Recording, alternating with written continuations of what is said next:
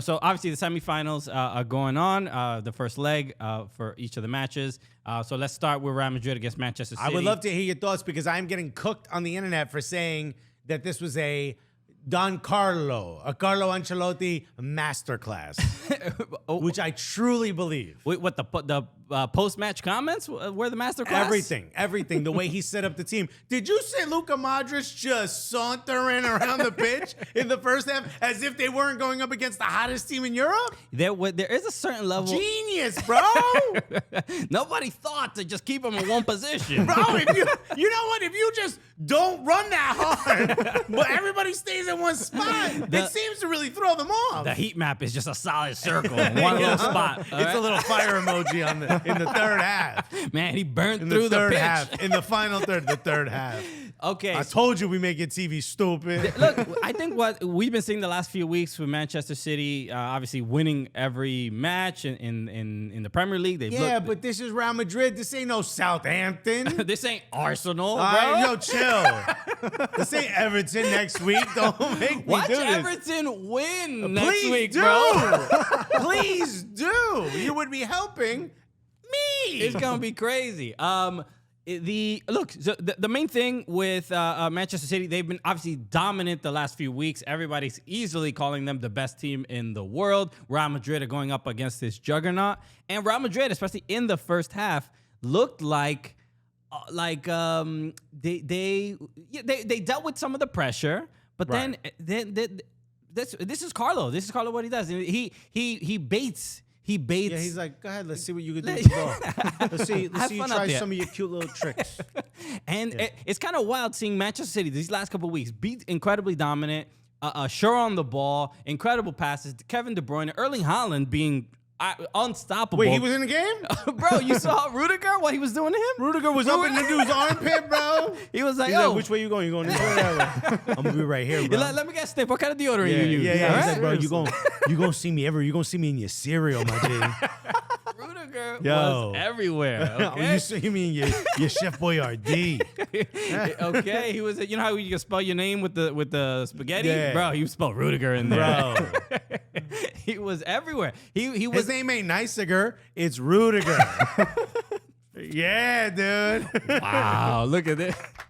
Huh? I mean, this is what you get when you tune in, all right? I'm glad you saved all this heat for DraftKings Network, bro. That's all. This is what they won't let me say on CBS, bro.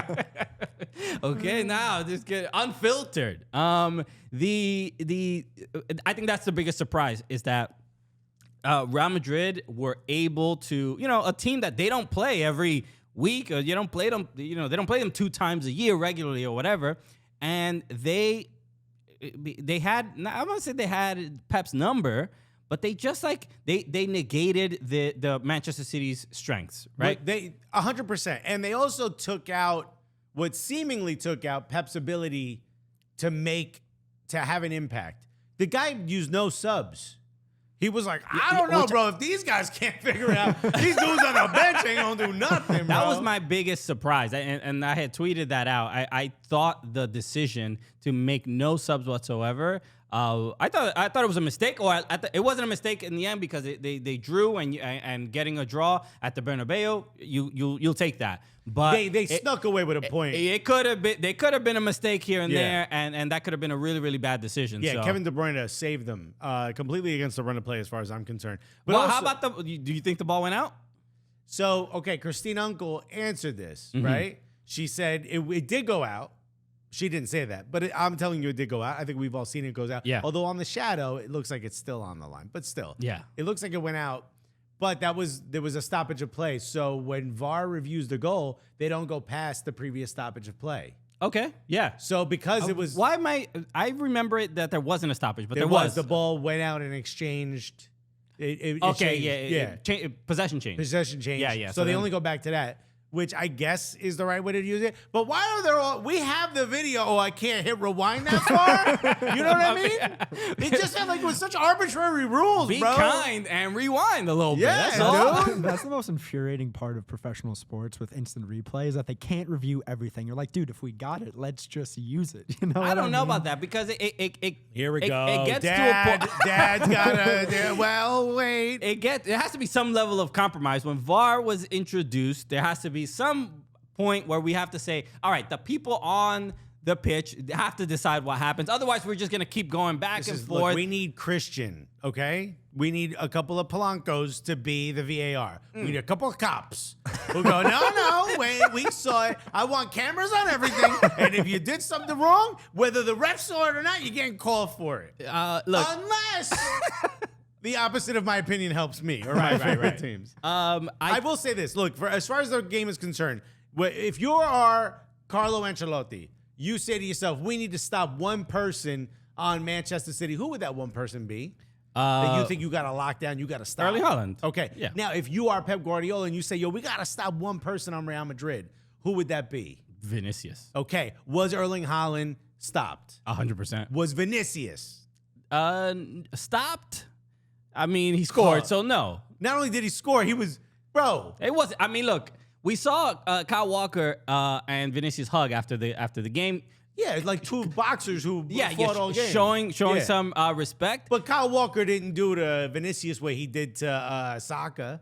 Right. Yeah. He didn't put Vinicius in his pocket. He could barely contain him. Vinicius wasn't doing what Vinicius does against Elche, but he was, you know what I mean? Right? It was in Almeria, you know what I mean? But Vinicius was influential in the game. 100%. In many ways than one. Camavinga was doing whatever the hell he damn wanted on that side. Yeah. As far as I'm concerned, Carlo Ancelotti walked away the victor. He didn't get the point. But if you are, I mean, he got a point. He didn't get the win, is what I wanted to say. But if you're Pep Guardiola and you're Carlo Ancelotti, who feels a little bit more comfortable going into that second leg? There's more questions of Manchester City. There's more to figure out if you're Manchester City. There's a new tactic that needs to be applied if you're Manchester City. If you're Real Madrid, yeah, you're not home, and maybe that could change it. But for the most part, you're like, yeah, we gonna do what we did then. We just need Benzema to be a bit more involved. There's more. There's more pressure on Manchester City because we all know they haven't won it. So the narrative is always Pep hasn't won it here. Right? You spent how much and you still can't win this? And the pressure, but you sense that pressure in the game, right? The players themselves, even though they pointed this out on the broadcast. Did anyone look more stressed than Kevin De Bruyne even after scoring? He's like, is that all right? Is that good? But we've seen year after year Manchester City, the constant heartbreak, and I'm constantly reminded of the Champions League. What was the semifinal? The one that. Before VAR, right? Before VAR, when when Sergio Aguero getting studs to his damn knee and no call and things like that, and there's just years and years of heartbreak when they probably should have won it already, and they just couldn't get over that hump. And that's when you see De Bruyne score that goal, you kind of feel that. But the closer they get to the final, they're always remembering about those losses. You feel it in every single touch because why is it that Manchester City, every game that they played, they won what, 12 straight wins or something like crazy? Yeah, and it's just bodying so teams. dominant. But as soon as they get to these games, even though yes, it is Real Madrid, but they're still it's Manchester City. These plays are really really good, and poor touches or such touches are a little too hard and get away from them, things like that. It's just like we're not it's something psychological that's happening. So, and I put that on Pep to prepare these players for these matches because I don't know why they are just like a different team all of a sudden. Do you think it comes down to experience though? Like this Real Madrid team is the most experienced Champions League team. This is their competition. Exactly. They're like, we lost La Liga. I didn't even know we were in it, bro. Well, see, I want to address that. Oh, we need our producer Miguelito. Miguelito. I'm still here, guys. Don't worry. So this was the drafting network people that are new that may not know, but Miguelito's here. A lot of people on their Samsung Galaxy phones right now. Like, who was that voice? Hey, somebody Was call that me? was that the Tia they mentioned before? I'm so confused. Oh, I got another app open. What's going on? I know. Damn it! I hate it when these damn Android phones. So they mentioned this on the CBS broadcast that Manchester City have essentially they've been in Champions League consecutively for like the last 12 years or something like 15 years. So they have a lot of UCL experience losing.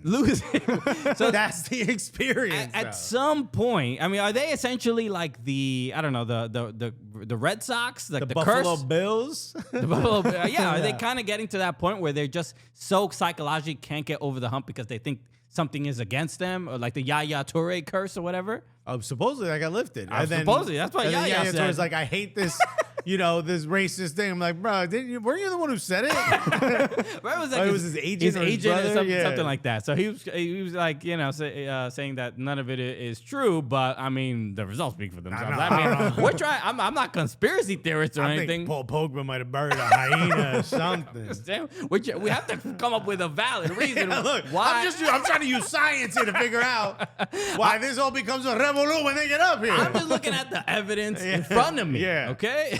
So I think if you're Carlo Ancelotti, man, you got an easy time talking to the team about the next game. You just got a whiteboard. You got to write Blurling, Blahland on it and be like, bring that back, dude.